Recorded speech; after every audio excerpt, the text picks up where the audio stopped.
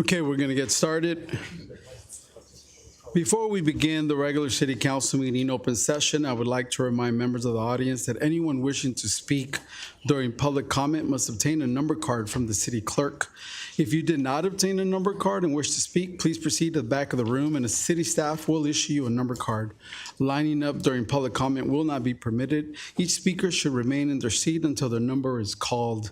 The time clock will begin when you begin your comments. Per the City Council's meeting rules and for fire safety regulations, all persons shall remain seated unless you are the one addressing the council or entering or leaving the chambers. Standing in the aisles or along the walls is prohibited. There's an overflow seating if necessary in the lobby.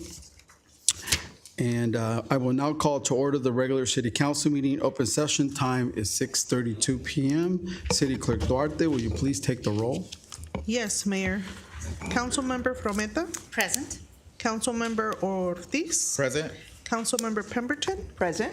Mayor Pro Tem Sosa. Present. And Mayor Trujillo. Here.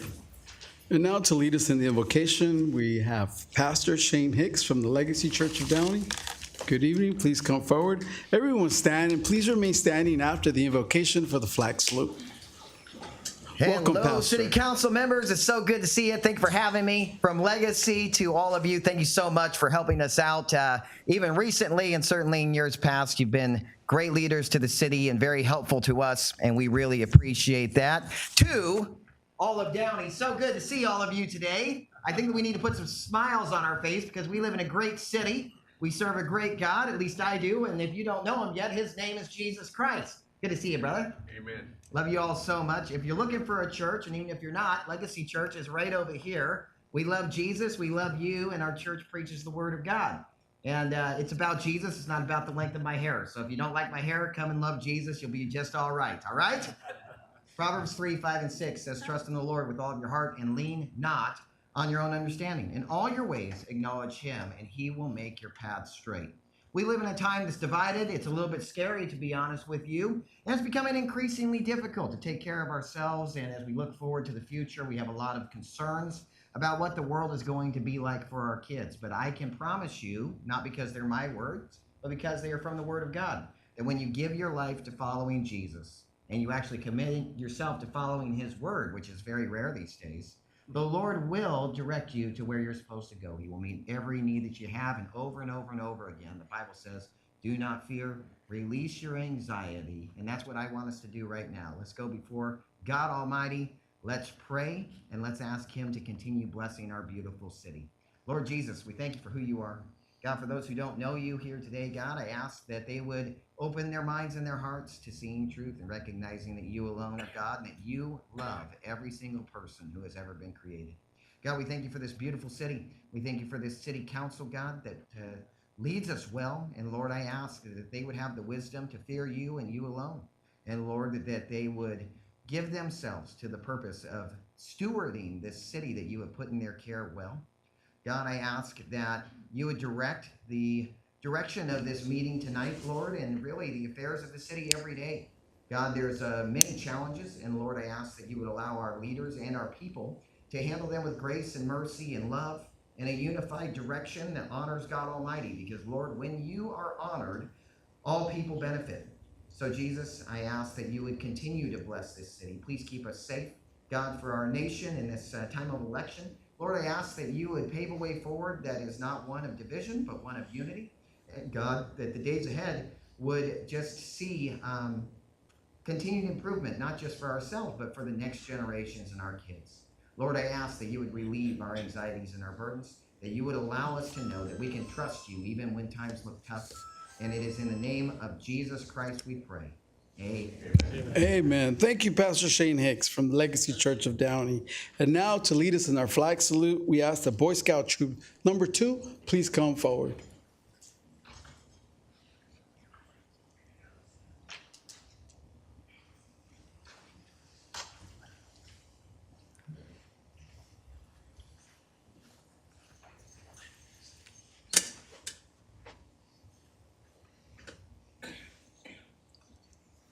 Please join us in the Pledge of Allegiance. Those in uniform salute. Those not, place your right hand over your heart. Ready, begin. I pledge allegiance to the flag of the United States of America and to the republic for which it stands, one nation, under God, indivisible, with liberty and justice for all. Thank you, Boy Scout Troop. Let's give it up for them.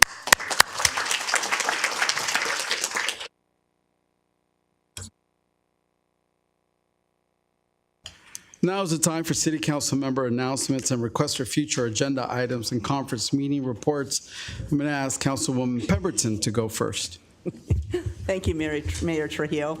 Welcome, everyone. Welcome to our City Council meeting. As you know, I always like to investigate the month and heritage and what is celebrated. Well, October is Oktoberfest. And the history of Oktoberfest really boils down to a single wedding that had been celebrated for over 200 years now. The inaugural Oktoberfest was first celebrated in Munich in 1810 in honor of Prince Ludwig's marriage. And see, I thought it was for harvesting. After such a spectacular party, the happy couple decided that the same type of festival should be continued annually, which they are for 4 weeks, at the end of September till October. Today, Oktoberfest is the largest festival in the world, with over 6 million visitors from all over the world taking part. So I hope you get a little Oktoberfest in, maybe at Old World Huntington Beach. I also would like to announce that the Vietnam Memorial Plaque has now been made and posted under our sundial, which is over by our flags. Thank you to our resident, Mr. Squire, for letting us know that we have honored the men and women, the soldiers that were fallen in the Vietnam War, but it did not say specifically which war. So thank you again. No mention were mentioned of the 24 members where they lost their lives in Downey. So now future generations will know. Thank you, City Manager Bradley, for following up and getting that done. You should take a look. It's very spectacular. I attended, as others did as well, all our council colleagues, Havana Nights. It keeps getting bigger and better, and it's a fantastic celebration for our Cuban community and for us to learn about their heritage. Yesterday was the annual golf tournament for gangs out of Downey. It was another successful fundraiser, which helps for us to help youth at risk, a great collaboration with our police, our residents, school district, and the 1020 Club. It gives them intervention and measures that they can make positive decisions and in getting help, not make poor choices. I attended the State of the City for Bellflower. I learned some interesting facts from Mayor Don Coops. They own $11 million in property, was our financial director, and they also own the post office in Bellflower. I didn't know that. Their RENA number is 3,700 compared to our 6,600 homes that the state wants us to build. They do have citywide broadband, and maybe we can look into doing something like that in our downtown area, having that. They are using Trade Winds Network. They also have a homeless shelter that can house up to 15 unhoused people, but they have to have a tie with Bellflower. They used to be residents, they are a resident, so there's a connection there. Their general fund revenue is $50 million. They have 10.25 sales tax, and their city share is 1.75. I have a couple of save the dates. Friday, the 11th, is State of the Schools at 7 a.m., meeting at LAKEWOOD.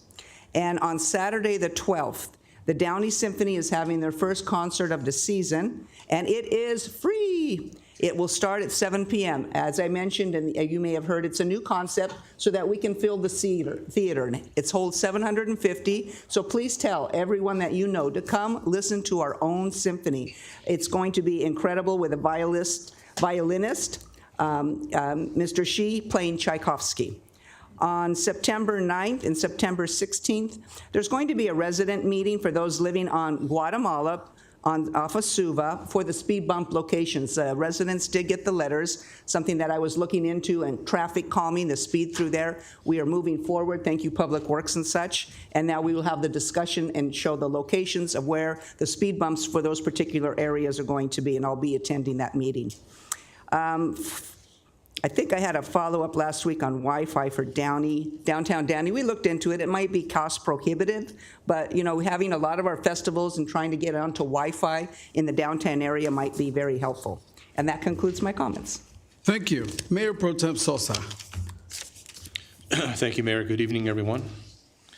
I'll keep my comments brief. I do want to just, Chief Lochner, if you can send my regards to the Downey PD motor detail. I've seen a lot more motor detail activity around Old River School Road and Stewart and Gray Road. So if you can send my regards, my appreciation, appreciate that. Also, I do have a staff request. I'd like to get a stop sign survey on Pritchard, right behind Golden Park, going east and westbound around Barlin. I've heard that it's kind of difficult to see because of the way cars are parked and the way the street is situated, coming off of Barlin and trying to make a turn onto Pritchard. And I tested it myself the other night, and I can understand what they're talking about. So again, that's the Pritchard behind Golden Park, east and westbound, if we can get a stop sign survey on the intersection of Pritchard and Barlin Avenue. And can I get a second on that? I'll second that one. Thank you, and that concludes my comments. Thank you. Councilmember Ortiz. Good evening. Thank you, Mayor. I was away this week, so I just want to say thank you to my colleagues for leading some of the events. Thank you so much for helping me out. I do have one request of staff. I want to see if we can look into a Christmas light walkthrough display. I know for photo ops, there are some places like Pasadena and other cities that do these types of events. And I'm going to see if there's some options and it's feasible for our city. So if I can get a second for that one.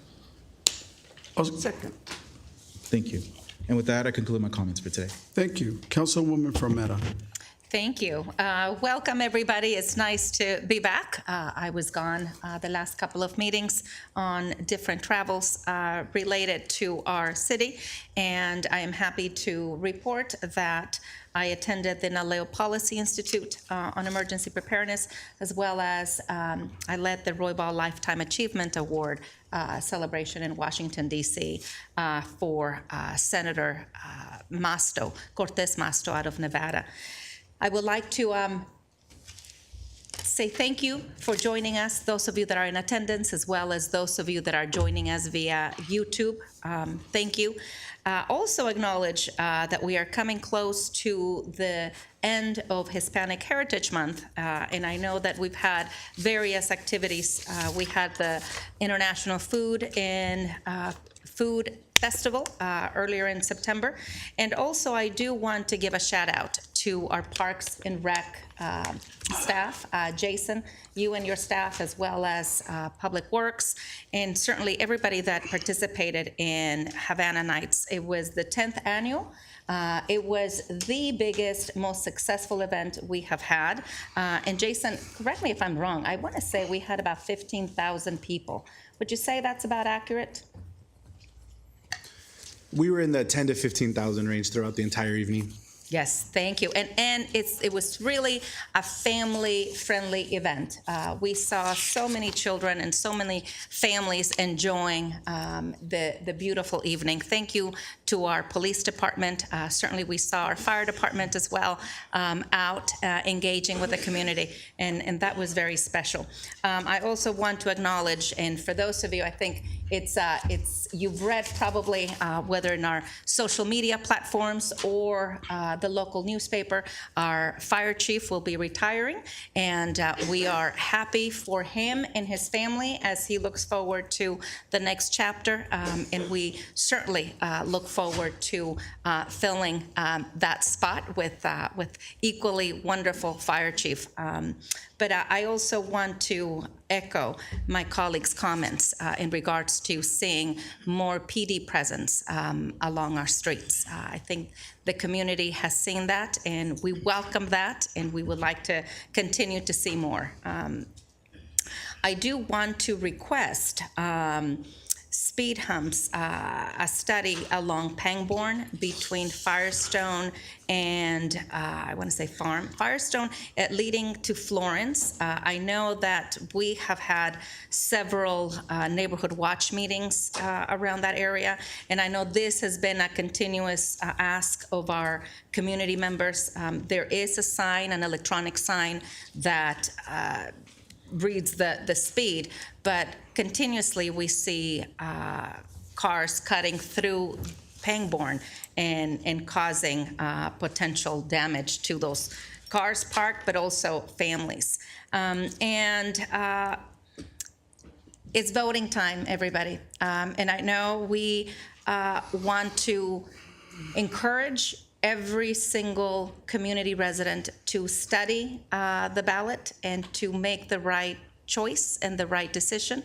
I know that we will continue to advocate for Measure D, as it will be something that is beneficial to our community, to our residents, and certainly to our public safety in our police department.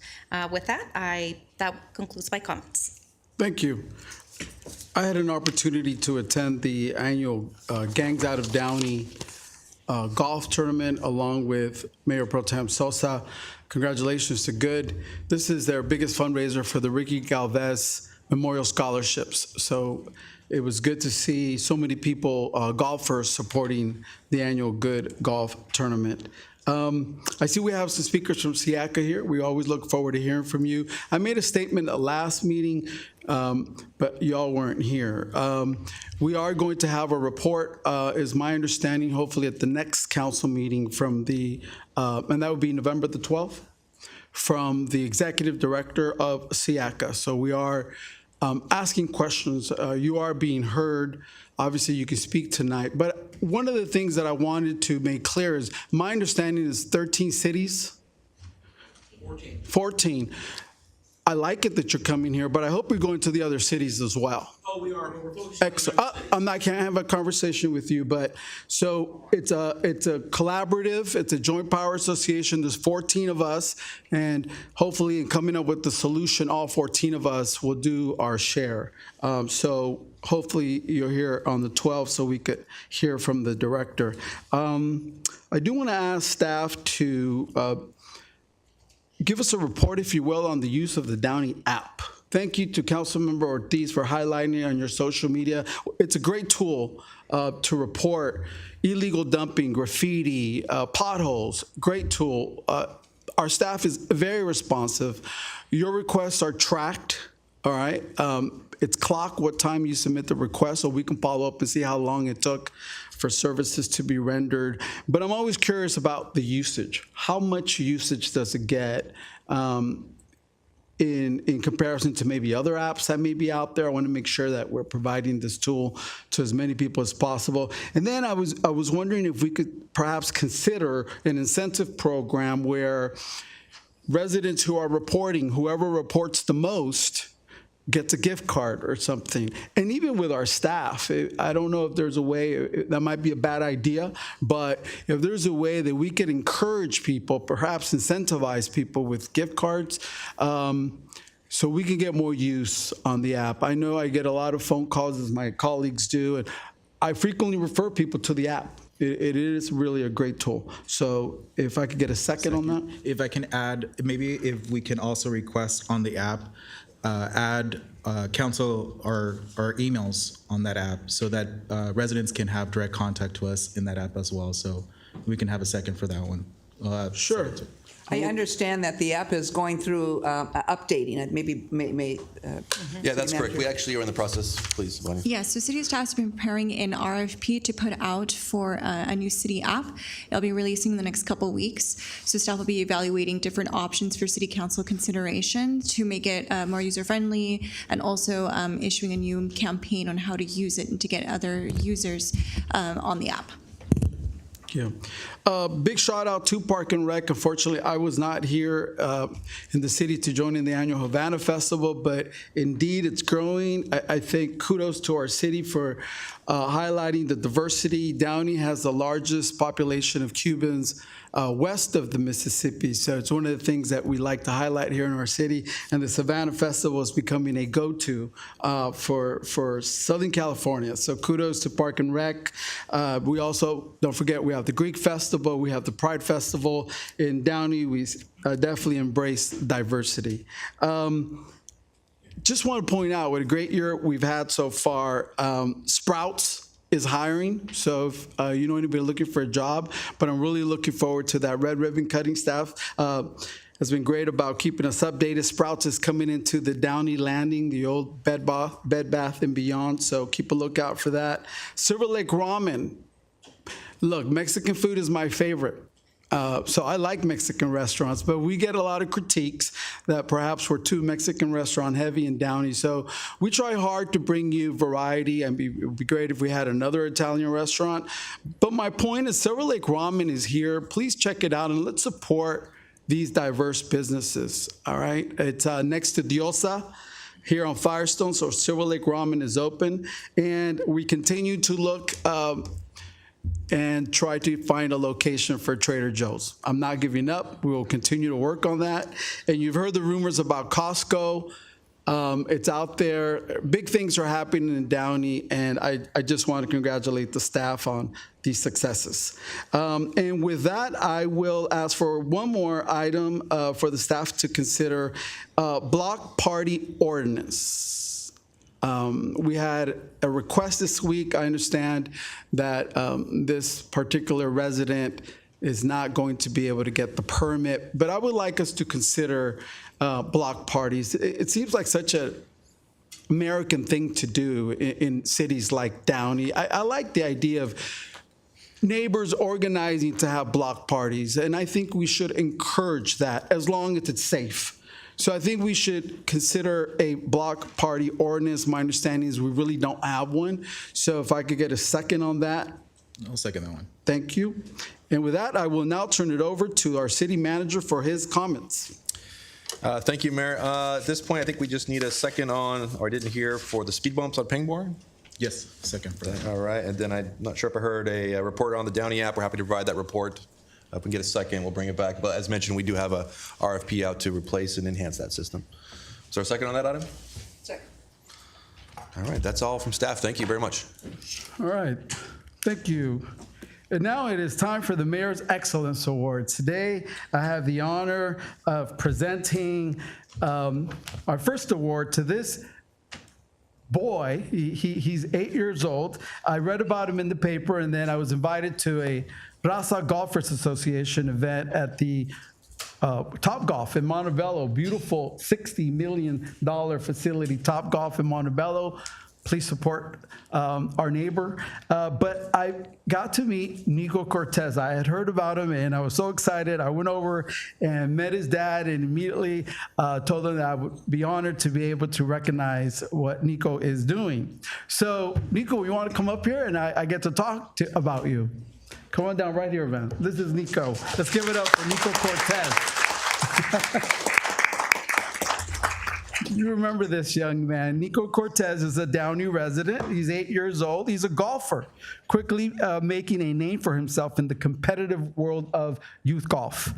Competing at the U.S. Kids World Golf Championship in North Carolina, he showcased his skills against some of the best players globally.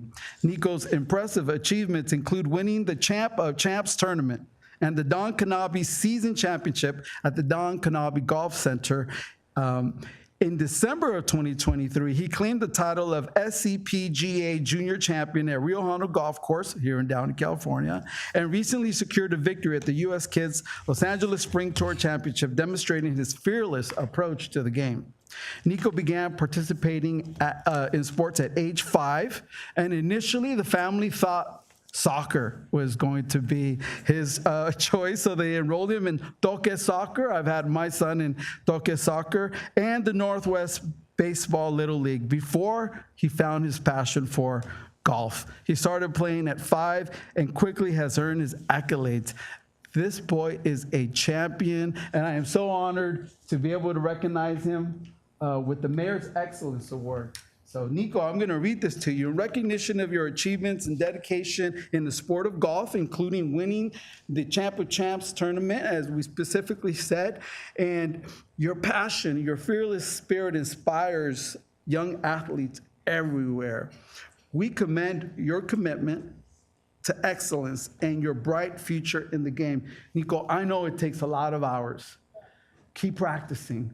We're so proud of you and what you're doing. You are a champ, young man, and for that I say thank you.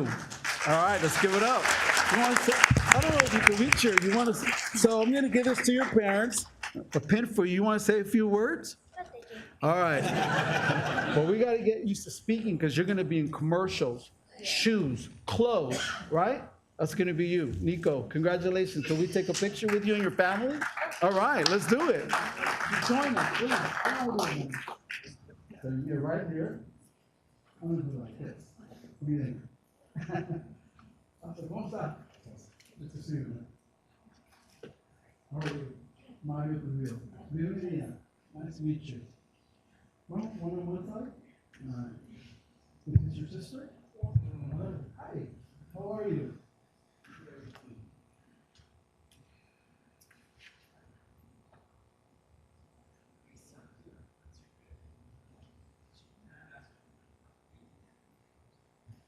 Thank you very much.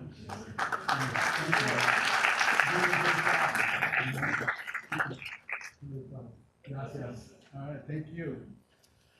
All right. So Downey has a big history when it comes to music, acting. We have notable Downeyites, if you will, like Richard and Karen Carpenter, of course, Grammy award-winning brother-sister musical group that put Downey in the map when it came to music. Metallica, as we know, came out of Downey.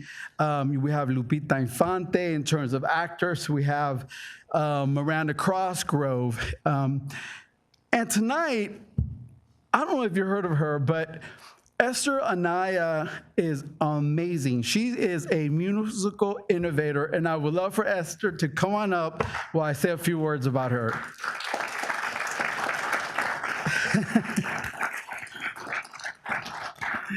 Welcome, Esther.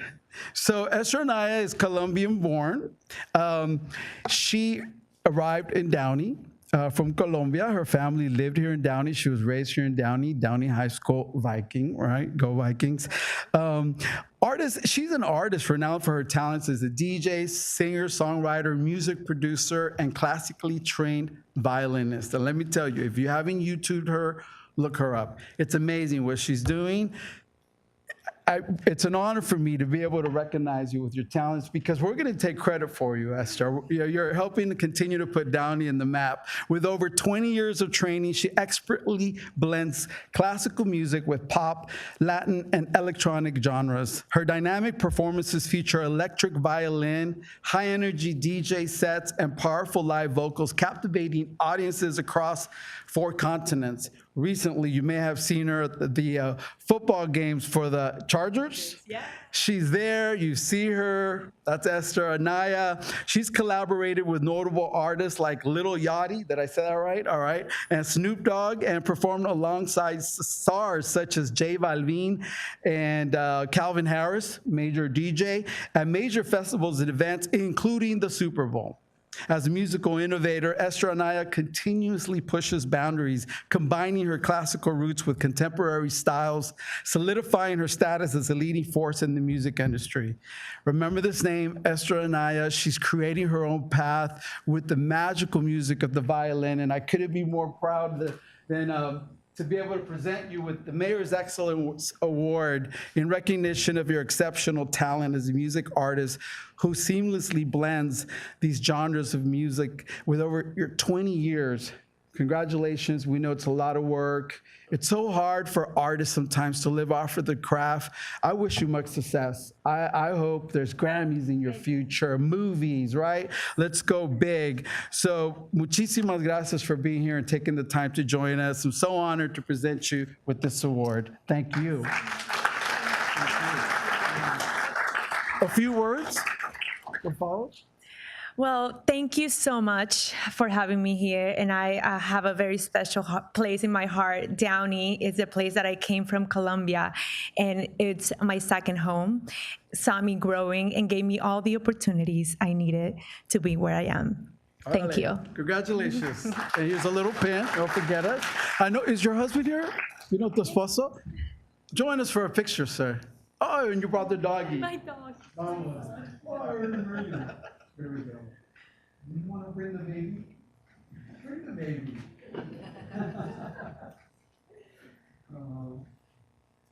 Here we go. ¿Cómo estás? Welcome. You know it's an honor. Congratulations to you.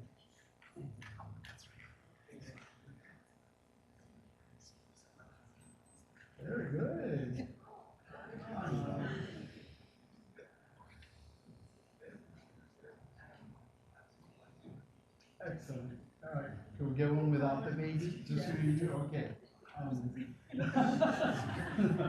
Just gonna ask her for a big.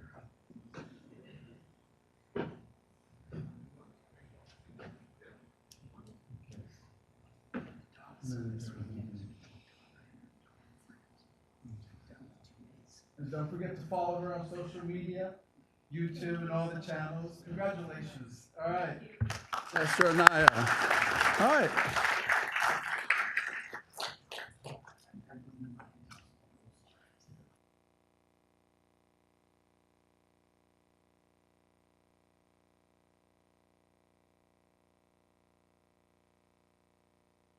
Councilmember Ortiz wanted me to point out about the big news about round one Spucha. We've been asking for a Dave and Buster sort of location for our youth, our families to go to. This is great news. I'm very excited about that. Thank you for reminding us about that.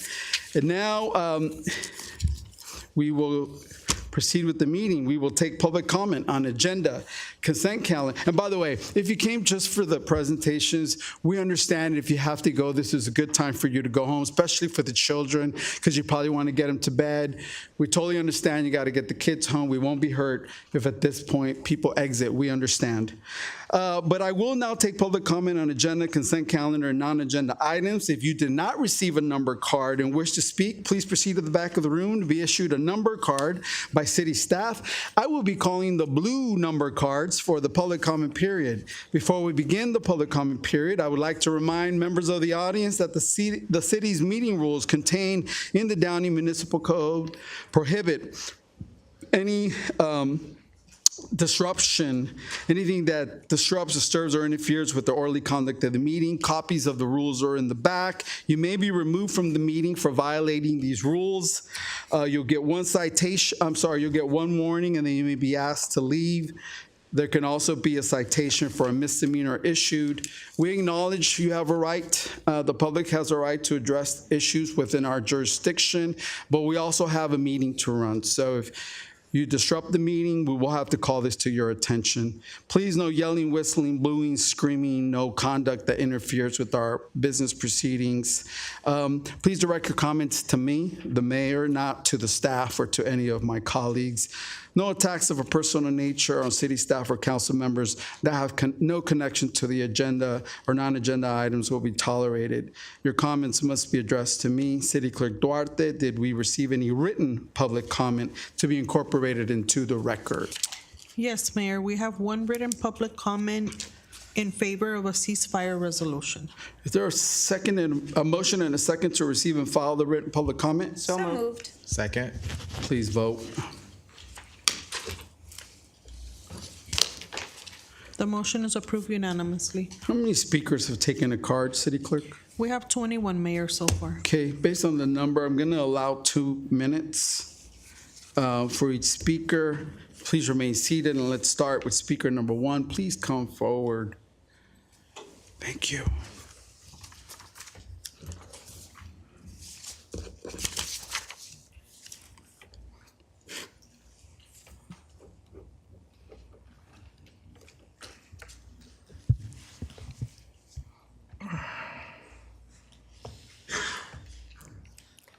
Tonight, I would like to tell you about America's Christian Credit Union.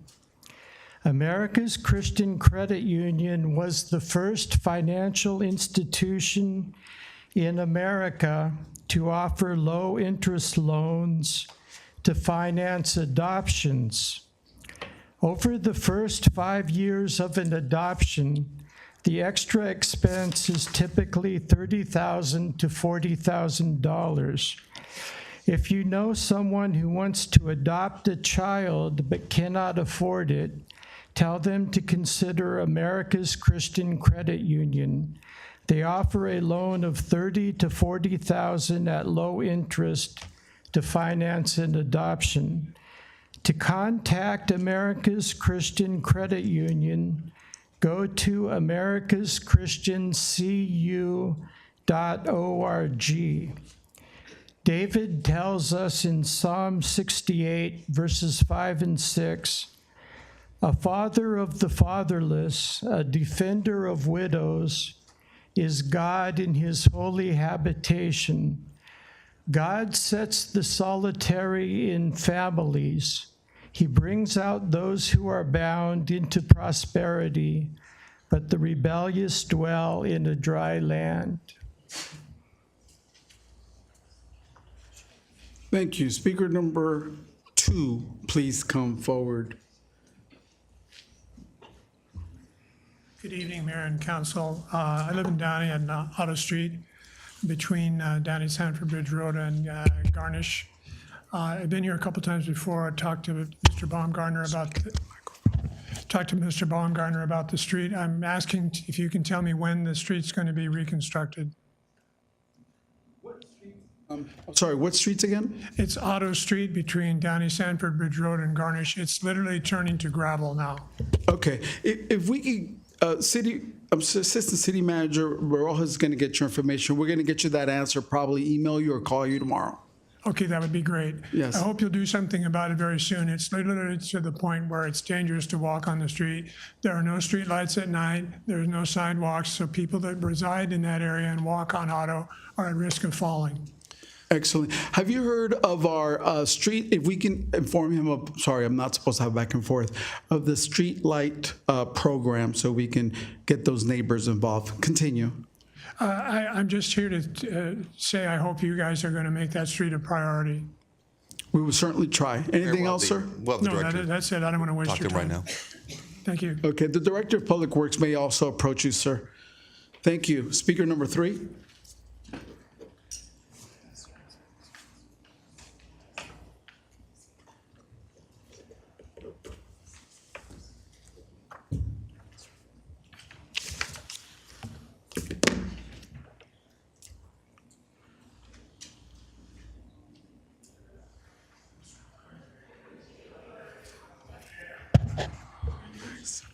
Lee Squire, Vietnam-era veteran, son, nephew, World War II, nephew, Korean War, Downey High School graduate. Mayor and City Council. First, veterans issues, Purple Heart City, Vietnam Memorial replica, and most recently now, the name plaque at the Vietnam Veterans War Memorial was installed yesterday. I only have one word, and that's wow. Thanks to the City Council and City staff, because it brings honor to the 24 men of Downey who were killed in Vietnam and to their Gold Star families and friends.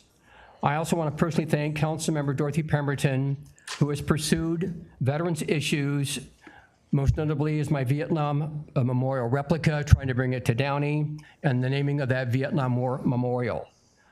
In honor of the Vietnam veterans of Downey, I now present you the honor of the POW MIA flag. October 7th, it is now 1 year after the attack upon the nation of Israel. Anti-Semitism against the Jewish people in the world and America is on the increase. We must stop hate and we must speak up.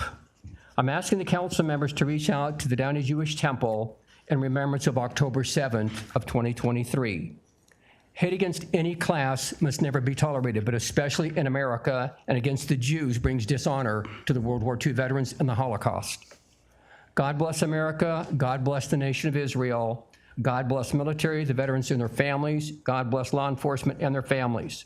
To the mothers of America, it is you who give birth to freedom every day, for they are called children, and when they grow up, they serve in our military. God bless the mothers of America. Thank you. Thank you, Mr. Squire. Speaker number 4, please come forward. Good evening. Good evening, Honorable Mayor Trujillo, council members, and Downey residents. My name is George Villanueva, and I'm here representing the Downey Fire Management Association to discuss key public safety concerns. Downey is a full-service city, one of the few in the region providing its own police, fire, ambulance, public works, and parks and recs. However, like many cities, we are seeing an increase in crime and 911 calls. Our police and fire departments work hard, but the need for additional personnel has become critical. Measure S helped by adding personnel, but it only returned us to pre-recession levels from 2008.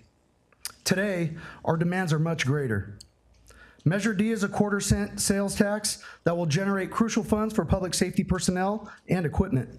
All funds will stay in Downey to support our community, and essentials like groceries and medicine will not be taxed. If the measure doesn't pass, the remaining 0.25% could be taken by the county or other agencies with little benefit to our city.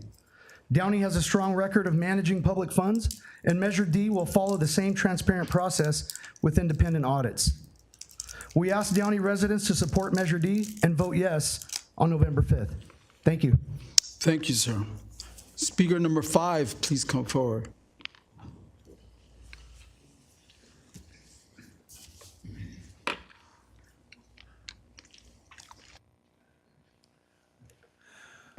I'm John Briscoe, your family man, es uno de nosotros, for California's Congressional District 42. The city attorney approached me and told me that in violation of my right to free speech and political free speech, I'm unable to pass out any literature in the room about me. So who's the city clerk, please?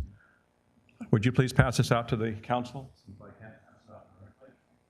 No code citation, no state, no county, no city, but there we are. But I did have something positive to say, because I love Downey. Your fire department is superior and great. Anthony Hildebrand has been responsive. Every single school in this city in Downey Unified violates California state codes for occupancy usage. Every single locker room in every middle school and every high school is overcrowded, illegal, unsafe, and unsanitary usage. And Fire Marshal Hildebrand has gone out and brought safety to those facilities. Thank you very much, Fire Marshal Hildebrand, wherever you are. And I'm going to continue to help with the correct occupancy usage for the libraries and elementary schools. But I love Downey. It's a great city. I look for your vote and support, U.S. Congress. I was born and raised in Southern California. My mom's side is, she didn't speak English until she was 4 years old. They're both immigrants, her parents. On my father's side, mi tatabuela came from Mexico, Baja California, into San Diego, and then up. Her daughter married the mayor of Compton, of all things. And my son's married to a Chinese national, a green card carrying mainland Chinese lady, a wonderful lady. I have a 2-year-old grandson. So I love immigrants, but we can't have 18 million people flooding in the country. Why did so many people, 35% of the electorate, voted for me in the primary? Because we have to stop the inflation. We have to stop the crime. Well, I'm told that Downey has no homeless problem. Is that true? No. Hey, we have to stop the homeless problem and the crime. Don't defund the police. And we have to fix our immigration, our border. We can't have 18 million people coming in. So the overarching theme to my campaign is no new taxes. The governor of California and the other, they want to tax things that you own. So thank you very much. John Briscoe, U.S. Congress. Thank you. Speaker number 6.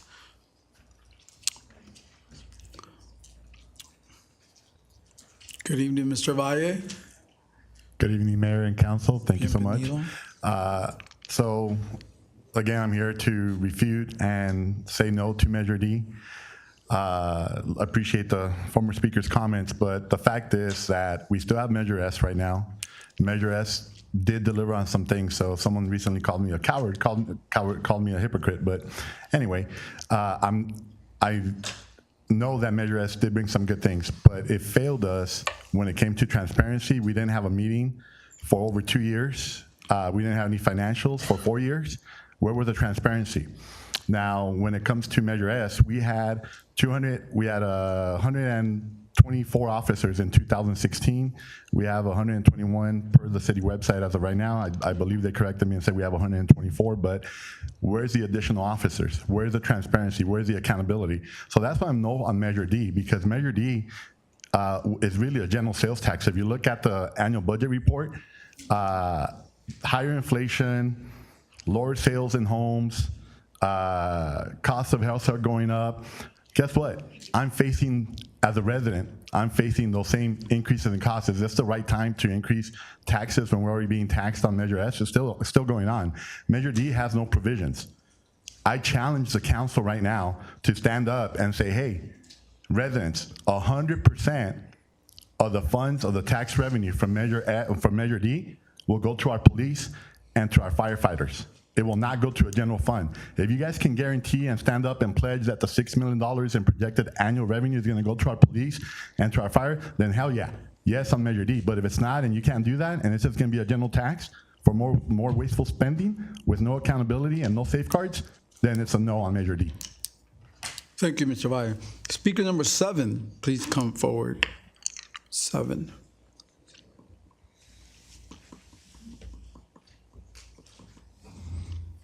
Good evening. Good evening. Good evening. My name is Anna, and I work at SIACA in the veterinary department. You can have results or excuses, not both. Recently, SIACA's administration has excuse after excuse as to why SIACA's workers can't get a decent wage increase. Since the last time I spoke here, we have not seen any improvement or momentum from administration, no updates of any kind. There is no sense of urgency on their part. A lot of us at SIACA are living check to check because the cost of living has gone up so much. How is administration okay with giving themselves increases, but not the backbone workers of SIACA? In a sense, they are saying we are not worth it. The animals are not worth it. The revolving door of new employees is costing SIACA. How much does it cost to train a new hire? Why not pay a decent wage to keep new and old employees? We deserve better. We deserve to be proud of the company we work for. But instead, it has become shameful because we constantly have to give the excuse to the public that we are low staff, that we are having staffing issues. It's embarrassing at this point. We are supposed to lead by example. We are a public entity that the public looks for results, not excuses. I love working at SIACA, helping the animals in need. The people I work with are like family. I see how we are all working hard to make ends meet. So it's hard on us to feel unappreciated by administration and see no progress for a better future for us and the company. Thank you. Thank you. Speaker number 8, please come forward.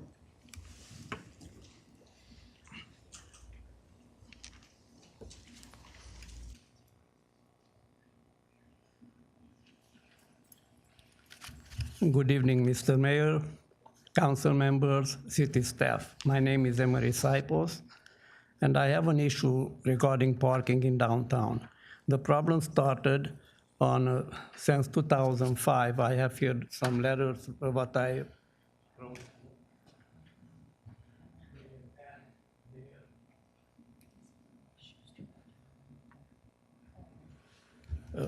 The problem what I'm facing since I moved to downtown Downey when nobody wanted to come.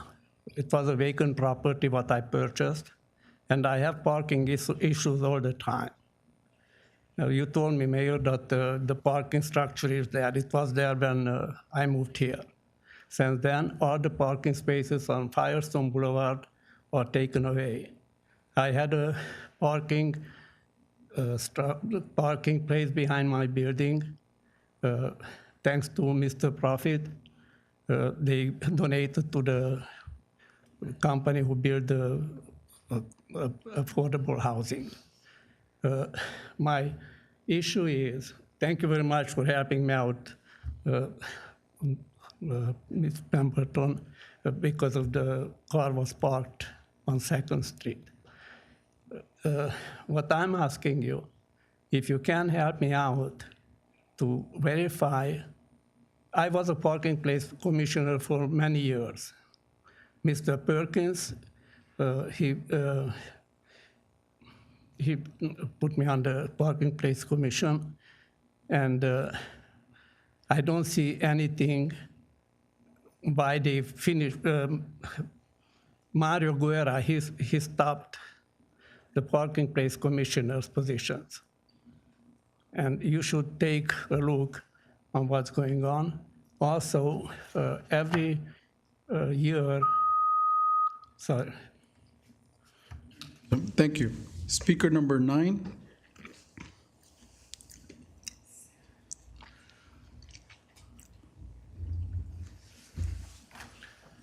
Good evening, Mr. Mayor, members of City Council. My name is Mike Perino. I'm here before you this evening as the president representing the management union at the police department. Now, I know there's been a lot of commentary out there about Measure S, and I'd like to take a moment and share with you a perspective of someone who represents the actual direct beneficiaries of Measure S, many of the men and women who I represent over at the police department. And I can't begin to tell you what a tremendous success that it's been. You know, we were decimated over at the police department when the recession hit, as many entities out there were. We lost tremendous numbers of our officers, non-sworn personnel, and even equipment that allowed us to be truly effective in our efforts to provide outstanding customer service to our community. And Measure S accomplished in bringing us back to where we were at before the recession. But as we know, Measure S is not unlimited. It's a finite number of resources that it brings in. And where I feel that has been so tremendously successful in bringing us back to where we were at before, we need to grow. We need to continue to advance. And that's where Measure D comes along. It takes that baton from the great race that Measure S has been running and now carries us into the future and allows us to grow. You know, us at the Downey Police Department, who I represent, will never concede that we cannot do more with less. But nevertheless, it's a lot easier to go out and do when we have more. And that's where Measure S comes along. It helps us grow. It helps us continue to provide the outstanding customer service that the men and women at the Downey Police Department are so deeply committed to providing. And as a representative of the management team of the Downey Police Department and our union, we strongly support Measure D, and we ask that people vote yes on that to allow us to be effective in providing a wonderful community for our residents. Thank you very much. Thank you, Captain. Speaker 10, number 10.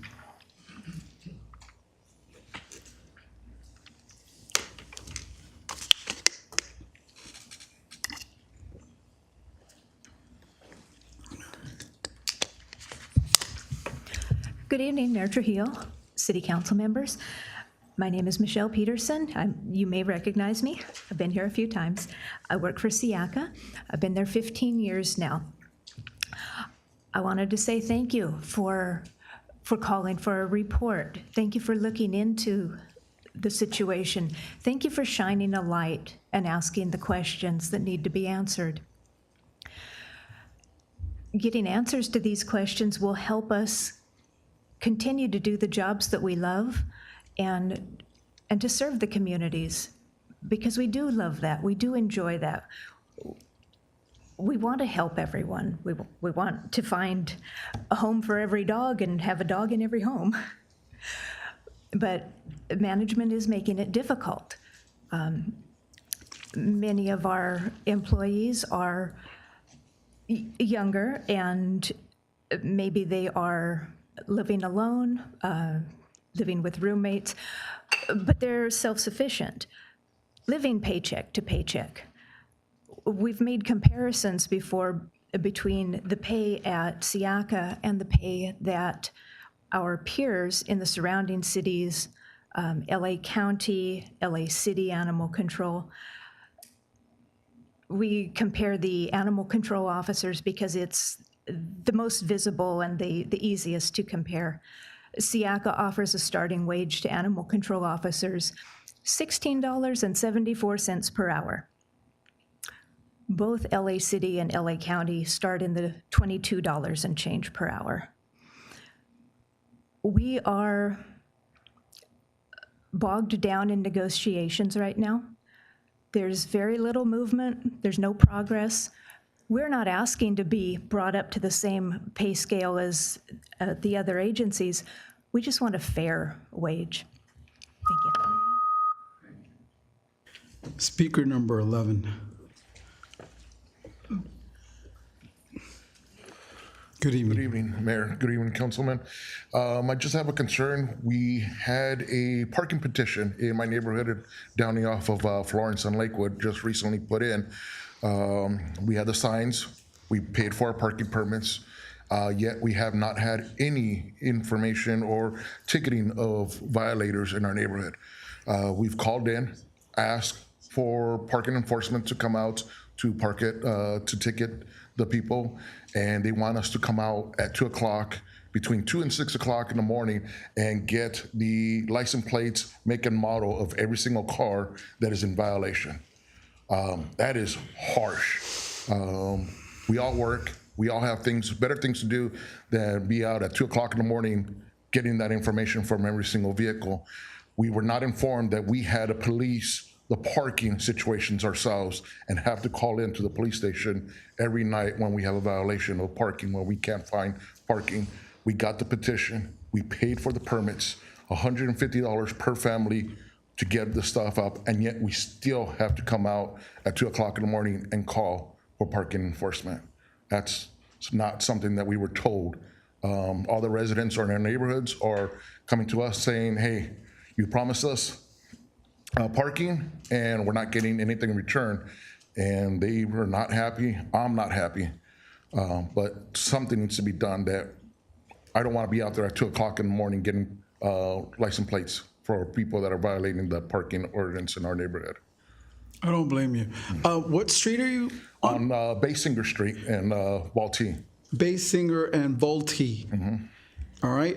So Mayor, there must be a little bit of a miscommunication there. Let me have staff follow up with this gentleman so we can rectify any problems. It sounds like you're asking for enforcement. Exactly. Okay. Typically, we may go this at times. Who's going to? We'll have the public works director and the chief to follow up with the gentleman here and figure out Thank you exactly what's going for coming and bringing this to our attention. Thank you. Yeah, we're going to work on enforcement. All right, appreciate it. Thank you. You're welcome, sir. If you don't see any changes, please come back. You got it. Thank you. I appreciate it. Speaker number 12.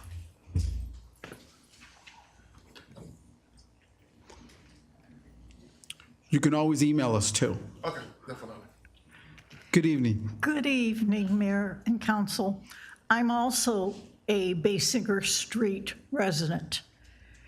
And I want to echo what Manny has said, that there's no enforcement. The signs are up. People park under the sign that have no parking permit on their car. And I'm a little afraid to go out at 2:30 or 3 o'clock in the morning to write these car makes, their license number and everything, and then come call for enforcement. We were not led to believe this was the process. Whenever we went to engineering and they laid out for us what we were to do, and we did everything they asked. So I don't know what the answer is unless we keep coming back like you've suggested, because there's none. When I left tonight, and I know it's not 2 a.m., but the person that's parked there, and I have a picture on my phone, he is also, not only doesn't have a parking permit, and he will be there all night, he is also almost over 3 feet into my driveway, blocking it. So either we've missed something, but there's something awry here, and we would appreciate if something could be done about this. Absolutely, ma'am. We're definitely going to look into this and work on this. If I can, Mayor, Yes. we do not expect residents to be out enforcing at 2 in the morning, so we'll take care of this and be in contact to fix the issues. So appreciate you reporting it today. We'll have staff follow up. Yes. Thank you very much. Yes, and I misspoke. I forget about email. I'm kind of old school. You could email us and call us and let us know how it's going. All right. But you could. You're always welcome to come back, ma'am. But Okay. we could email. Thank you so much. Thank you. Speaker 13. Can I come when the chief of police is here? No, you could come now. Sorry, I just got to move it along. Well, the thing is, well, first of all, I'm Art Gonzalez. Hi, Art. I live over at District 4. Some of you already know me. Normally, I wouldn't be here, especially if my wife was here. She would pull me out and said, "What are you doing there?" You know, we love Downey. We want to encourage everybody to participate. We're looking always for the positives, but sometimes it's so hard that it's hard to enjoy breakfast. Why breakfast? Because that's the time. Let me back up a second, because it's very important that I tell you, I live across the street from Downey Middle School, okay? And there's a big problem. Number one, I spoke with a supervisor in August of last year. I told him about some of the problems with an individual. they totally disregarded. Today, yesterday, and the day before, every day since the school began, there's a person that takes the floor, I would say, to more or less look over the safety of the children. Unfortunately, from my perspective, outside of the box, from outside of the school, I see it as a bullying problem. It's a bully that is being placed as safety, monitoring, making children run, yelling at them, putting them down, okay? Now, today I saw a different picture, one more that added kind of a, well, salt to the, it's also an insult, because the thing that I saw was that when it came down to his particular race, a different individual. Good morning. He's not yelling, but he would be yelling at somebody who is 100 feet, 140 feet away, between 8:05 and between 7:55 and 8:05. And if I could get the location again? That is Downey Middle School. So it's on Woodruff? Yes. Okay, and do you believe that this person that you're speaking of is an employee of the district? Yes, he wears the jacket of safety. Got it. And we're not trying to pass the buck, but I'm asking staff, crossing guards, whose jurisdiction are they under? This is not a crossing guard. Hold on. This individual that seems to be referring to is, well, do you believe they're a DUSD, Downey Unified School District employee? If I may, yes, he is. And one more thing, if I may add, because it was heartbreaking, and the reason that I am here and the reason that I'm very upset is because the vehicle that he is driving, I don't think that a vehicle like that should be anywhere near the children. Okay. He is basically pushing them. He is feet away from them. Gotcha. And you can see that at 7:45 to 7:50, he drives that on the sidewalk. Okay, I'm gonna have to cut this off because we come in exchange, but if you could get his information. And sir, I'm gonna leave you with this. We'll see what we can do, and I'm not trying to pass the buck, but if it's a district employee, I'm gonna suggest you go and see the board. They have their own board. Yes, I only wish I would have had one more minute. All right, we can talk later. You can email me, Mr. Gonzalez. You and I can have a conversation. We can have coffee. I just can't do it here. Hey, okay. I would appreciate. I can also invite you for breakfast. Sounds so you good. Can see it right there. I might go out. Yes. Speaker number 14. Thank you. 15, 19, 20. 15.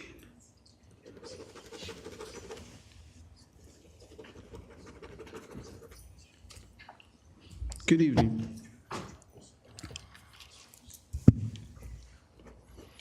Good evening, Mayor, members of the City Council, Mr. Bradley, and staff.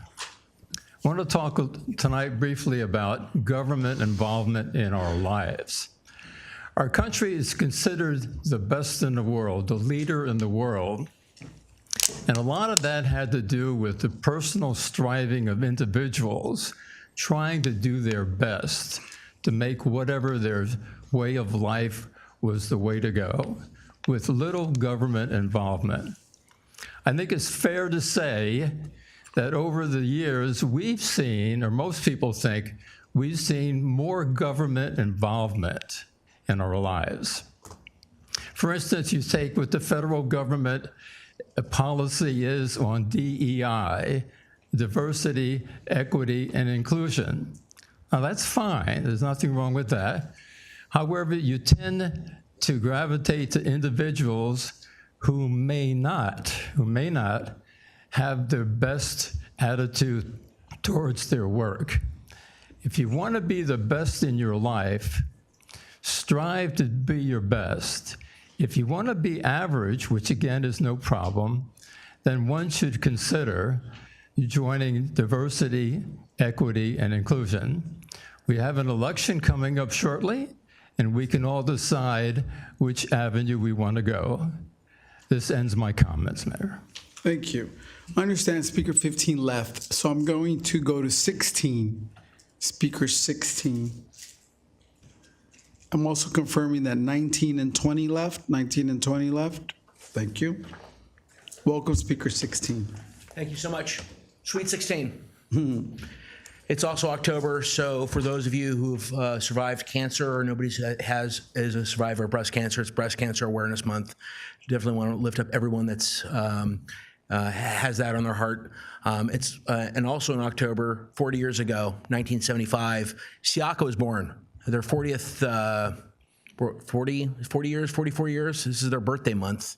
I'm Charles Leon. I'm a coordinator for SAU Local 721, City's team. Incredible union. Proud to work for the working men and women of SAU Local 721. The labor movement is absolutely fantastic. No other place I would want to be. And our membership is salt of the earth. You've heard from Michelle. You've heard from Lisa. You've heard from others. Tonight, we've got folks here from vet section. We've got licensing. We've got the ACTs. CIACA is incredible. We've been at the table for quite some time, more than a year without a contract. And it was only halfway through it that CIACA decided to get serious about economics and about money. We're not casting, and I am not casting aspersions about personalities within CIACA, the director, or anyone else. All we raise questions on is that for any concerns about whether or not CIACA can afford to pay these workers and our bargaining unit, all listed here, names have been removed. Everyone in highlight, you will see their starting pay is $16.74 an hour. When Sprouts eventually comes to Downey, those workers are going to get paid more than people at CIACA. When Trader Joe's finally comes to Downey, those workers are going to get paid more than folks at CIACA. We are in a different time and a different place now. The community and the public views pet ownership differently than before. They're not just dogs, they're not just cats, they are our fur babies.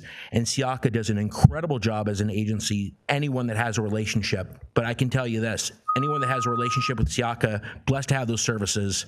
We're asking for continued support. Thank you so much. Speaker number 17, please come forward. Thank you. 17?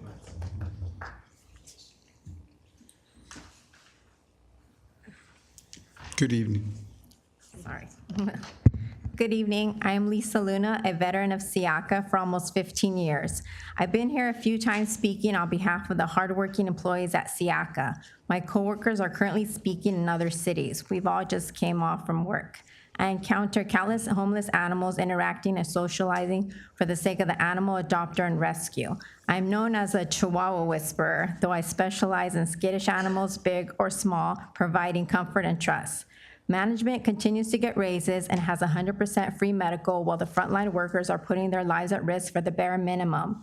New hires shouldn't be training each other. Part-time extra help shouldn't be training officers. Quality is going to drop drastically. Our staff with just a year's experience or less is having to make decisions for the shelter. Part-time extra help is being assigned to do full-time positions such as receiving stray animals, owner animals, behavioral and quarantine bite dogs while working minimal hours and going to school. Yet they are not allowed to do any animal interactions for the residents in your city who are interested in adopting. It's been a revolving door of employees, limited staff tending to the animals. On Monday, we only had 2 kennel attendants in the entire shelter. A new female care technician with animal and child care experience quit after a week due to being belittled when turning in her packet. The current 10 officers have trouble finding a CIACA truck without maintenance issues and a working AC to get a handle on the 370 plus calls. The average when fully staffed is 25 calls or less. Management is actively looking to offer extra services outside of our 14-member and contract cities, adding to our workload while still being underpaid. The scheduling hasn't been consistent. We don't get to know our animals and their needs this way. Dedication and seniority is not a priority to CIACA. We're still in contract negotiations with minimal movement and are still in need of your support. Thank you so much. Thank you. Speaker number 18. Hello. Good evening, Mr. Mayor and members of City Council. My name is Carrie Rios, and I'm a Downey resident. My son attends Downey Middle School. He's a straight A student and honor roll. He plays football, but he's not ready for tackle. I'm here 20 years in local government, and I've never felt the need to stand behind the podium on this side. So this is my first time. I'm here to represent Downey NFL flag.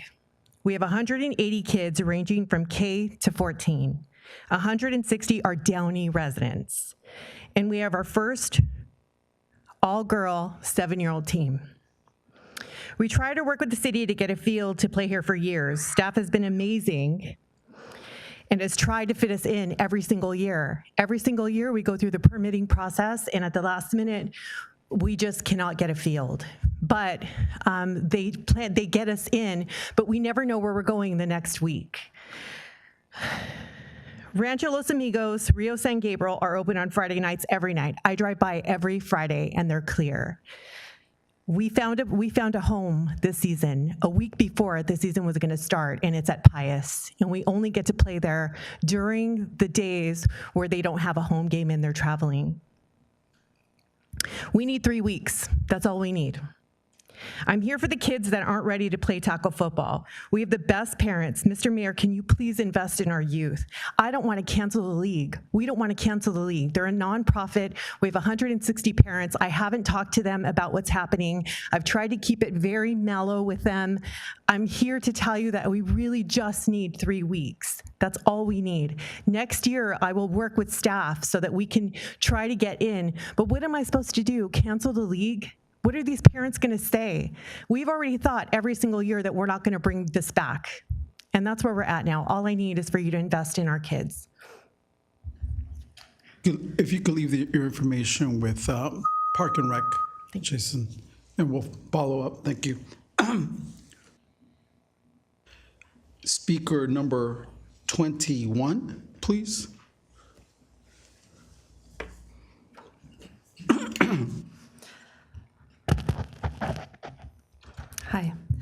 Hi, my name is Michelle Farina. I'm a lifelong resident of Downey. I've lived here since my parents purchased a home on Shady Oak Drive when I was 2 years old. Shortly after moving to Downey, my sister was born at Downey Community Hospital, which is now PIH. I am pleased to announce that my sister and her husband have welcomed their second child, born 2 weeks ago. Though our family is overjoyed and grateful for our blessing, a healthy and beautiful boy, my sister and I immediately began thinking about all of the mothers and babies in Gaza who do not have access to the services and medical care that she and the baby received and continue to receive. Imagine being pregnant and not having access to consistent food or water, no couch or bed to relax on. Imagine not having enough blankets or clean clothes to stay warm and comfortable. Imagine not having an ultrasound. Imagine delivering a baby and having no medical staff to assist you or the baby. Imagine there's no NICU to provide life-saving treatment and care for babies who need it. My sister's first child would not be with us today if not for the emergency resources and care provided by an entire staff of angels working in the NICU. Can you imagine not having access to medical care for your baby? Imagine having a C-section, a major surgery without anesthesia, without pain medicine, without a sterile environment. Babies are being delivered in the most dire situations imaginable. Imagine not even after you somehow give birth to a healthy baby that you're so stressed, starved, and dehydrated that you are not able to produce breast milk. Imagine not having access to enough formula. Imagine having to watch your baby or your children starve. Imagine not having diapers, baby wipes, access to clean water. You can't do laundry, you can't wash dishes or your hands. Not to mention the hundreds of other things that we are blessed to have in our community for our babies. But what about babies in Gaza? Do you agree with their collective punishment with our own tax dollars?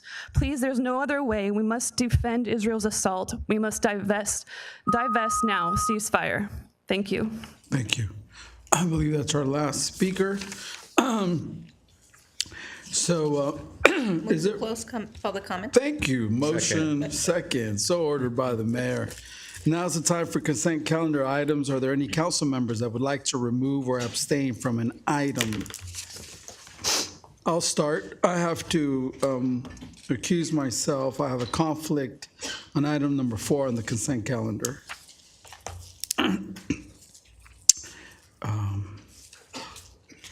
Okay. Anyone, any other recusals? Okay. I wanted to pull item number, let's see, 6 from the calendar for discussion.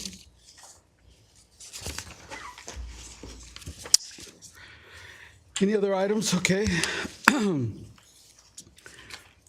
Is there a motion and a second to approve the consent calendar? Move to approve. A second. All right, please vote.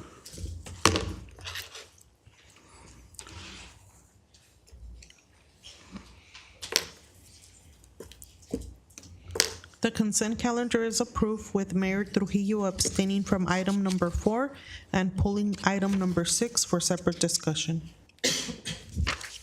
Okay, so that takes us to item number 6.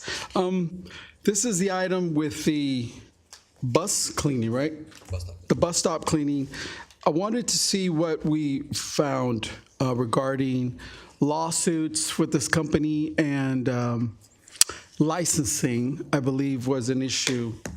Could we have a report on those items, and is the staff still recommending the contract be awarded to JONCOWEST? Yes, Mayor, and we'll have our Public Works Director come and provide the report. Okay. Thank you, Mr. Mayor. I'm happy to provide additional information.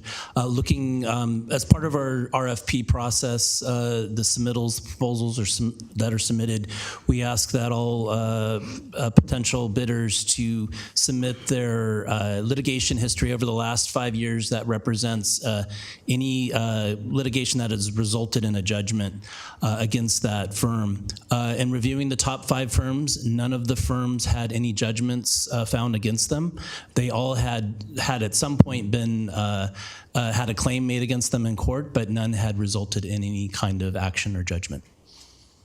Okay, how about the issue of licensing?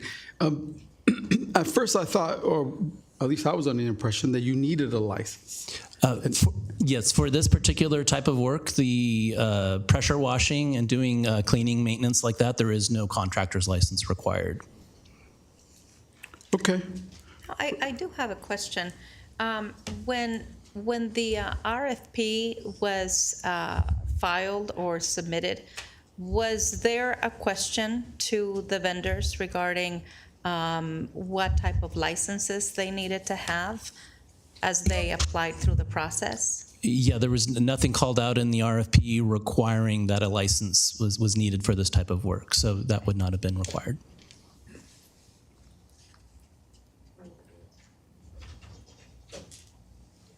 Any other questions? Okay. No question. Well, I only have, I did have the opportunity to review the last meeting, and I think that the questions that were brought up regarding litigation, I think any company at some point or another, when you're in business, is almost being in business calls for litigation many times, right? That is the what is called the nature of doing business almost. But I think one of the questions that I have, and again, based on the longevity with the contracts that we've had in particular with Nationwide Environmental Services, I'm just asking, why is it that why staff is recommending that we utilize a company that we've only been in a contractual relationship with for 6 months, and where it appears they have some experience, but yet not the municipal experience, the length and breadth of experience that Nationwide has in our region. I know we've been in contract with them for a number of years, and they also have significant approvals from surrounding cities. That they're just, I'm just curious, and I know that I want to make it clear, it is always important for us as a council to make decisions to safeguard our budget and to be financially conscientious. But I just want to, sometimes there's a saying, you pay what you get for, and not having a sufficient experience with a particular vendor, and they are a janitorial company. I have a little bit of hesitation knowing that this bus cleaning services will go to a client that is not known in this region. And so we know very little about versus a client that we've had a long-standing relationship with. So from our perspective, we go through these competitive processes as part of our general process for doing business. We're required to put out a request for proposals that highlights the scope of work that needs to be accomplished. With this particular process, I think the contract already had been at 10 years with Nationwide, where our code then requires us to do that. So once you get to 10 years, that's the maximum amount term that a contract can be. So that's why we went through the proposal process. We do have an in-house staff team that evaluates those proposals. The proposals were ranked according to the work and scope that was put forth to all the businesses so that they could show how they would meet our needs in managing this service within the community.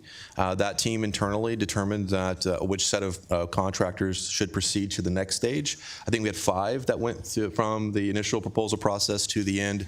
At the end of the day, we did evaluate JONCOWEST, their proposal, as the top rated. And also when you look at it, we do try to make sure, as you mentioned, that we are getting the best cost for the city.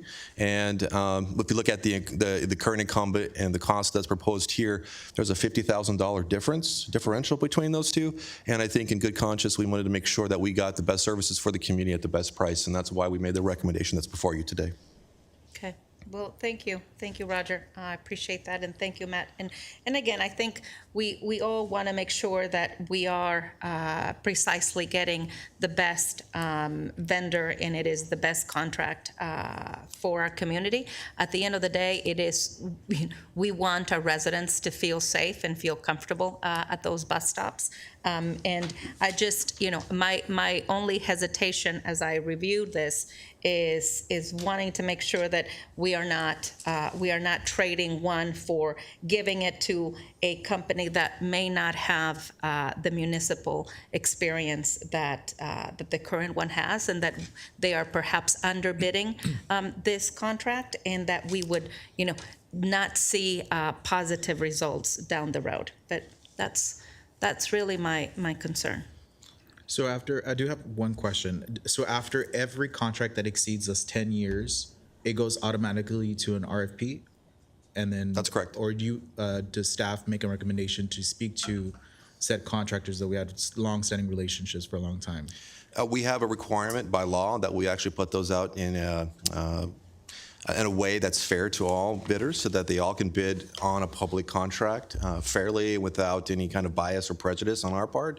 We want to make sure that the vendors that come in here, there's no, I like you, I don't like you, kind of a process. We want to make sure that everybody that comes in here has a fair chance to get the city work, to make sure, again, that the public's dollars are well managed, that we get the best cost of services with the best individual that can do the job.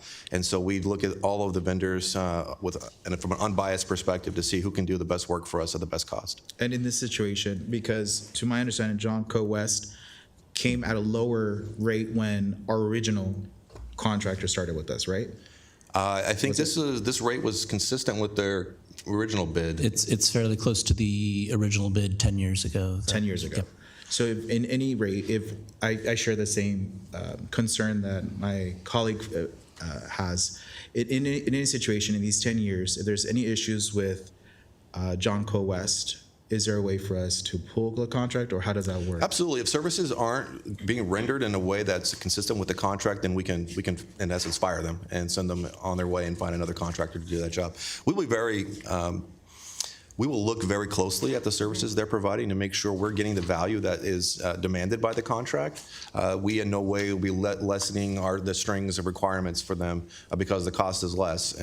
If that's their internal cost structure, then they can do the job and make a small profit off of it. That works for us from our perspective because that saves the taxpayers money. But at the same time, we will make sure that they're doing the job that they're required to do. Well, and because, and again, I want to add, I want to be able to save our city money. I want to be able to protect our dollars and be able to use, you know, any excess in any other way. But my concern is on October 1, 2014, we entered into this professional services agreement with Nationwide for the amount of $97,000. Now, we know that in 10 years, the cost of everything has gone up exponentially. And so I'm just curious, and again, I hope I'm wrong, really, that 10 years later, this vendor is proposing to do the same services, not at $97,000, but at $90,000, when we know salaries have gone up, when we know our community has changed and the requirements may be more. And so I'm just, you know, are they biting more than they can chew? Because they bid for less than what our initial contract was 10 years ago. I think that's why I'm shocked that that they can deliver, given the time frame. It's 10 years later. So you're telling me you're gonna provide me the same level of service, $7,000 cheaper than 10 years ago. Again, their cost structure is their cost structure. Yeah, we will make sure that they're doing what the contract says. Okay. I had a question about. Is there a window, sort of like an internship, that after 6 months, if the city is reviewing and we're finding that the services are not provided as well as they were before? Sometimes I look at it as a company that's been with you for so long, they get better at what they're doing or they don't do as well as when they started. I kind of see a new company coming in to prove themselves and going the extra distance or maybe doing a little bit more. I think we do have to watch them, and the points you bring up there, Woman Fermenta, is valid. It's true. That's an interesting point to look at. But again, I think it's us watching what they're doing. I think if city staff has reviewed the bids and the quotes, I'm inclined to go with them, and especially to save the $40,000 for a simple, simple service, but it's a service that's not as critical as something with, you know, life-threatening issues or such. Right, but right. It shouldn't. We'll see. No. And I think to our city manager's point, and I think we all agree that we always want any process that comes forth to be fair, and we want to be able to compare apples to apples, and we want to be able to choose based on qualification, not who you like more. But again, I just. I had some questions. But even between the other bidders, we have a $100,000 spread. That's huge. It's like everybody was doing something different. So I guess we could just try this. And now with this particular contract is to let's see, it's for 2 years, commencing November 1, and with an option to renew for 3 additional 1-year periods. And so if this is the amount for 2 years, I'm wondering what, if we look at to see how we are a year from now. Is that something that is? Definitely provide a report and let you know how they've been doing at the 1-year mark. That'll be fine. I think the contract term calls for a 30-day cancellation if we're not satisfied with the services. Correct, yes. So within 30 days, we could be out of the contract if something is going not the way we had planned. But yeah, we're happy to provide a report at 1 year if you'd like to let you know how things are going. We're happy to do that. I'd just like to add that I did ask that question to Director Baumgartner 2 weeks ago at the last council meeting regarding the low-cost bid, and I thought his answer was sufficient. That's all. What were the other cities that they do bus stop cleaning for? Do we check references? Are they satisfied? Yes. Yes, we have checked all of their references for the work they do. The other main city that they've done municipal cleaning services is City of Santa Barbara, where they have a fairly large contract doing this work, as well as the City of Pasadena. So we have checked their references, and all references have come back indicating that they were satisfied with their work. Very well. Any other questions, comments? Okay. I have one more question. Just out of curiosities, how are these ranks leveled at? So I know JONCOWEST is 90K, it's first. Then WebCo is 230,000, it's second. Then it's Parkwood Landscape Maintenance, which is 187, and then Nationwide 138. So is it based on what they proposed on their? Yeah, it's really the point is it's not just all about the price. I think there's many different parts of the proposal that they're doing, and some were very responsive and provided a lot of additional information, so it made it very easy to understand their methodology and approach they're taking. So that's how we have 7 different categories we're ranking them on, and so there's different things besides price that we're looking at. Thank you. Okay. I will now entertain a motion regarding this item. Motions? I move that we accept the recommendation and approval of item number 6 for the professional cleaning for the West Stop, for JONCOWEST. With a 1-year review recommendation? Ms. Claudia Fermenta, you mentioned? Do you accept that, a friendly amendment with the 1-year review? Yes. Okay. Is there a second? I'll second that. Okay, we have a first and a second. No further comment, please vote.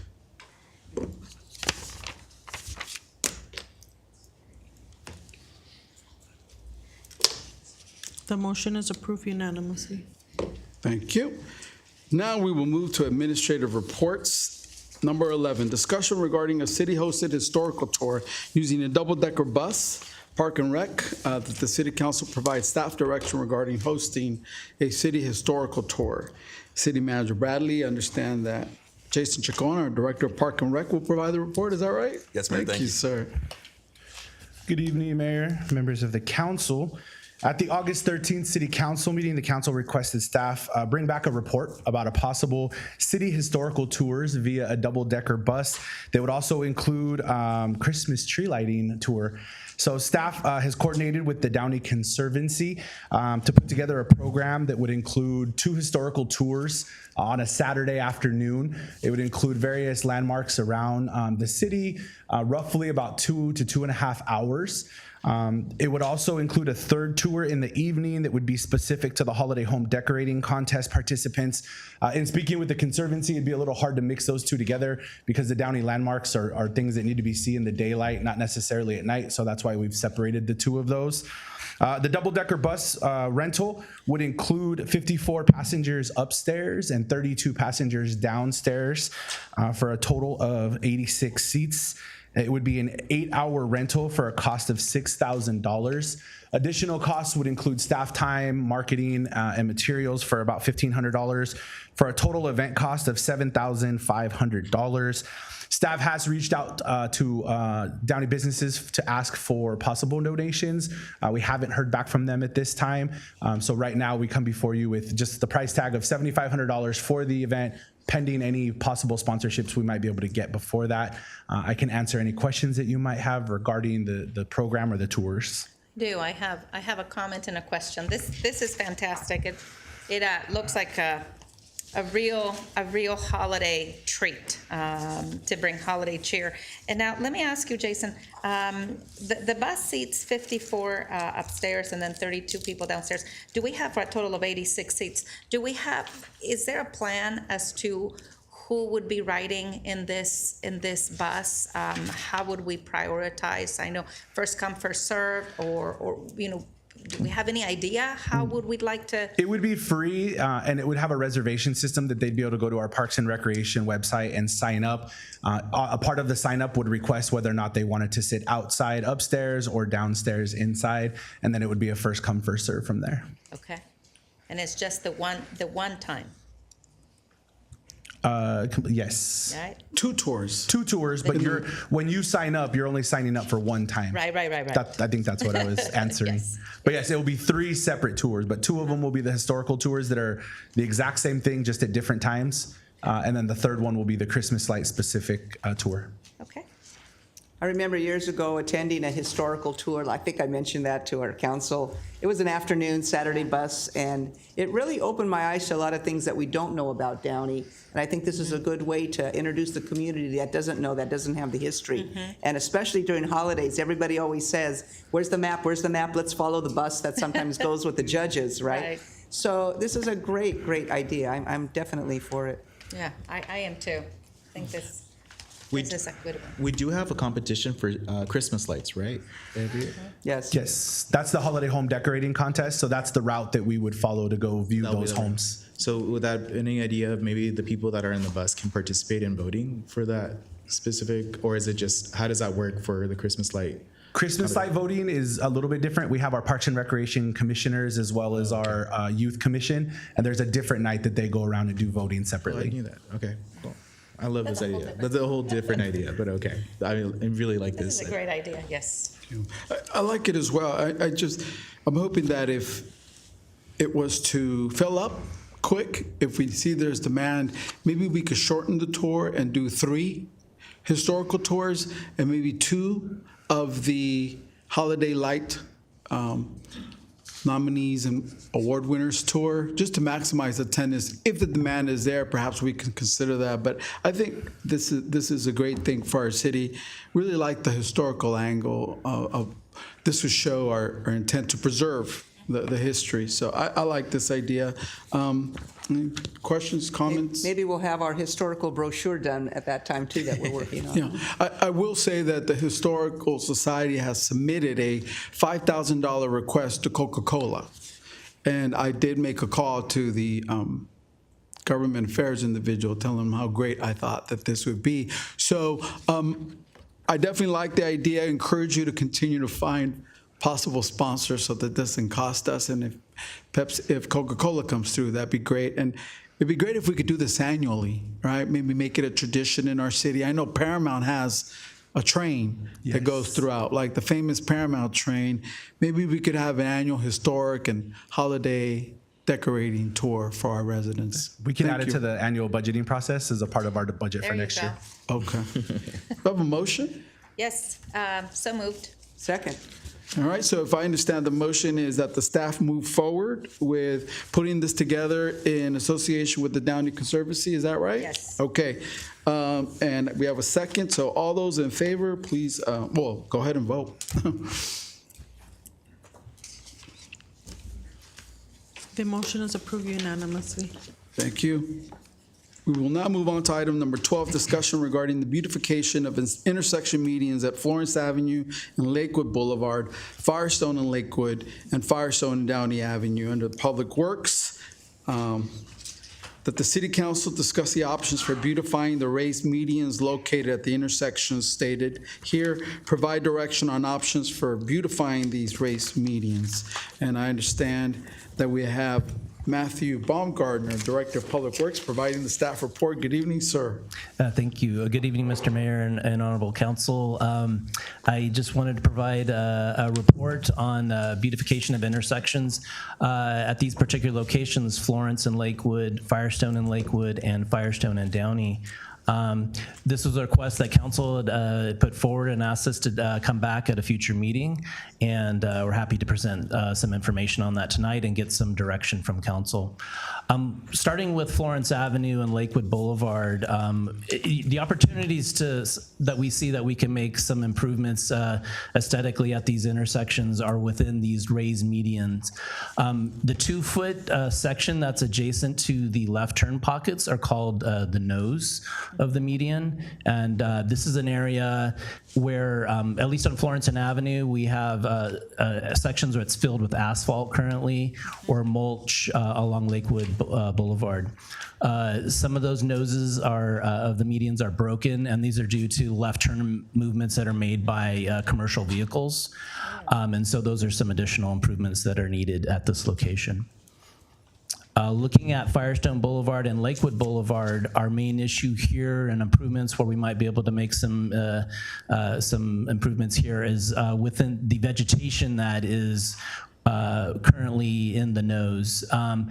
Ideally, due to the exhaust from the idling vehicles that are at the left turn pockets, these tend to stress the vegetation. Other issues that we have out there in those commercial vehicles also, when they hop those curbs, they can break the irrigation out there. So from a maintenance perspective, the stress nature due to the idling vehicles, it's not ideal to put vegetation along here. So this is something we would look to address. A similar problem at Firestone Boulevard and Downey Avenue, and this gives you an idea of kind of that browning that happens to the shrubs that are within the narrow nose there. So we would look to make some improvements at this location as well. Some of the options that we considered, and this is an example of what was done on Paramount several years ago, was using a kind of a clean, light tan concrete within the nose. And that extends until you can look further down where it opens up wider, the median opens wider, and you do have vegetation in that area where it's easier for staff to maintain and irrigate the vegetation that is there. Option two, and this process for when you have that colored concrete, you can also add the step of stamping and using some sort of pattern within the concrete section that you're filling. And then finally, another option that's common that you see used in communities are like a cobble-filled median. Looking at the costs, we estimated it'd be about $40,000 per intersection to do the colored or stamped concrete in the median noses versus $80,000 because it's a very labor-intensive material. Costs are high for those bringing those cobbles in, so up to $80,000 for using the cobble-filled approach.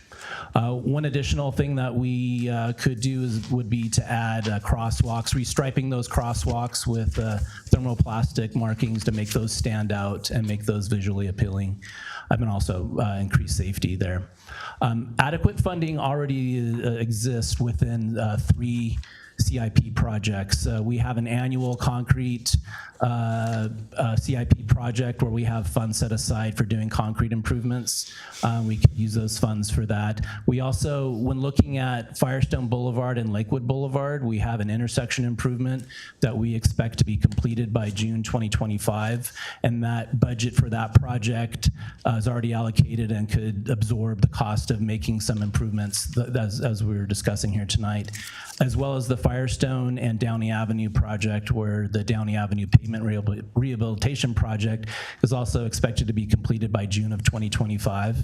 So we have funds in all of these projects that we can move forward on, and tonight we're just looking for direction as to how you might like to go with dealing with these median noses, and I'm happy to answer any questions you might have.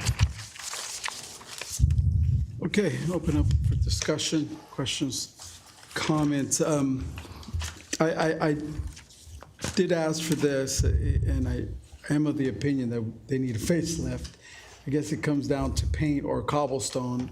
Cobblestone is like twice the price, but these are such traveled intersections. I mean, these are the big ones, so as much as it pains me, I would recommend cobblestone to give it that effect.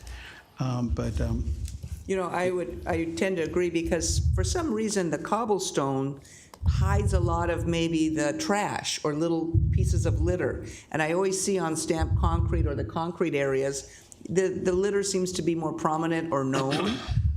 It is much more better looking. It's going to be there for a long time. I'm a green person, but your explanation why the plants are dying makes total sense. And according to your budget and allocations that we have, and it's a long-term improvement. I tend to go with the cobblestones, because you're sitting right there looking at that all the time. Yeah, and I also agree with that. I just have a question if in our budget, I know it's double for the other one, we have enough funds to add.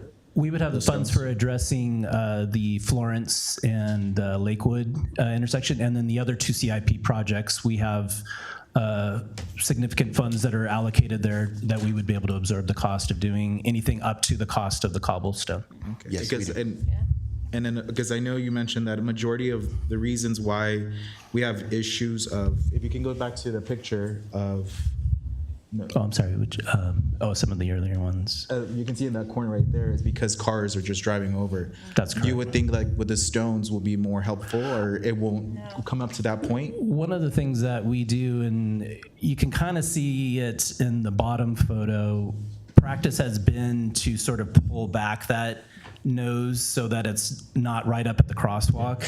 That's something that if we were doing this improvement, we would make that adjust, because it makes it less likely for those commercial trucks to drive over them. Or maybe if somebody's doing a U-turn, that's what's going to kind of, Yeah, so there's advantages to kind of pulling that nose back, and that's something that we would do as part of these projects. Yeah, I think thank you for that, Matt. The restriping of the crosswalk is a must. Absolutely. Oh, absolutely.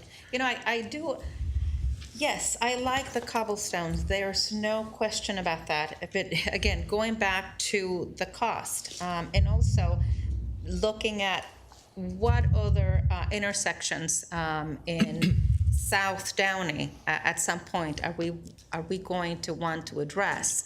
Are we going to have the funds for that? Because we want to make sure that we are fair and equitable across the board, that whatever we do on this side or this side, that is done across. And then also, while I really like that look, my small concern is people that cross when they're not supposed to. And are those cobblestones the way they are those going to potentially at some point be trip hazards or somebody to twist their ankle, and then we've got, lawsuits on our hands. So again, the cost is an issue for me. We were debating the cost, the $40,000, $50,000 extra for a cleaning service, and then here we are saying it's okay to do the cobblestones. I think we have to stay consistent, guys. And we really have to look at how many other mediums throughout our city, because whatever we do on this side, we have to make sure that we remain equitable for all. So for that, while I really like it, I also look at what implications there could be. People twisting their ankles, and again, we've crossed these streets before, and we're familiar with this type of design. But I tend to want to be a little more conservative and do the stamped concrete, and then the restripping. I think it's important. But you did mention there are funds allocated right now to do these. Are we going to have enough funds to do future ones down the road? That would be on as with any improvements we're doing throughout the city, it would be over a period of time. So certainly doing this, changing out all the medians, in a short period of time, we would not have the funds to do that, but it'd be something, if that's the direction we're given, we would just indicate how many we could get done each year, and take that kind of approach if that's something. But we can come back and study that and present that if that's the case. For example, the savings, if we choose to do the 40,000 versus the 80, the savings, whatever is already allocated, could we use it for, again, to do restripping in various segments, highly trafficked avenues of our city that need that type of repair? Certainly, the shifting of resources could be placed elsewhere and focus on another part of improvements in the city. Okay. Well, I know there's a $40,000 price differential, but if you go with the lesser option, what are the additional costs over the years? Any estimation on? I think I could just say that the look has remained out on Paramount has looked it still looks fairly clean and sharp along there. So I think, you know, you're always going to have with concrete, you're going to have cars that can drive over it and leave their marks on there. So it just becomes a maintenance issue to go out and make sure that we're keeping those clean. So it's something that we'd have to be vigilant about. I think you're getting a lot different, for the price, you're getting a whole lot different look. The concrete or the stamped concrete looks very stark, and we're trying to do a beautification problem.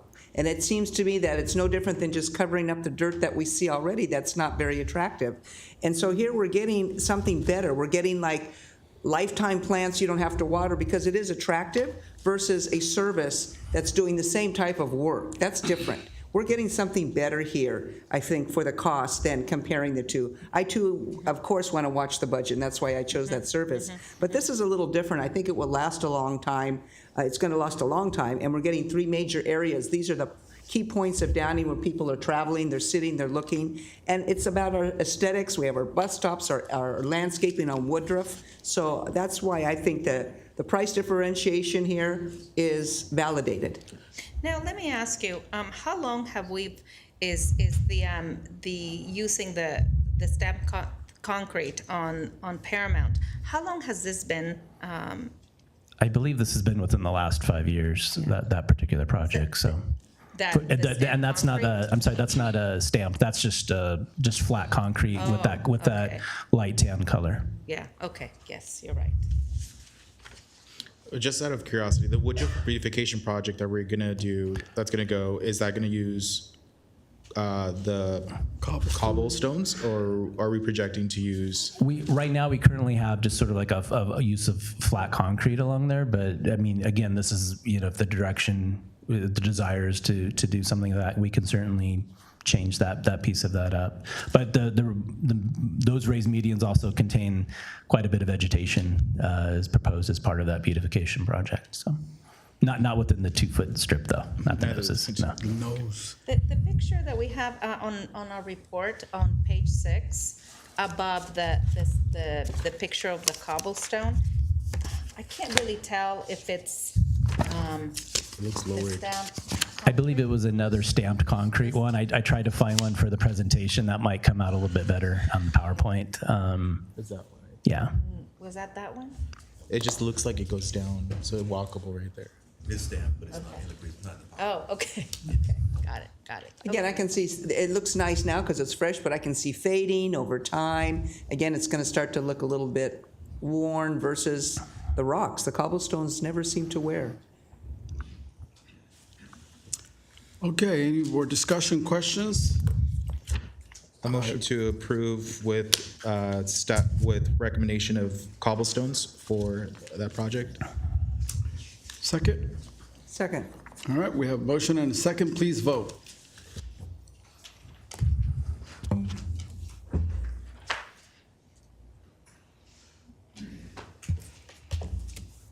The motion is approved unanimously. Very well.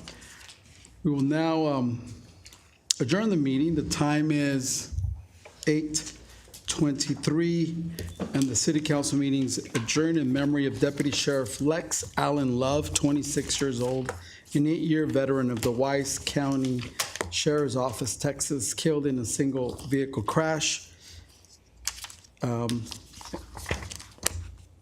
Please, a moment of silence.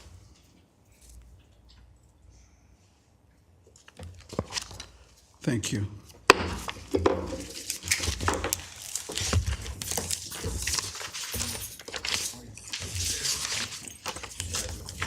This one?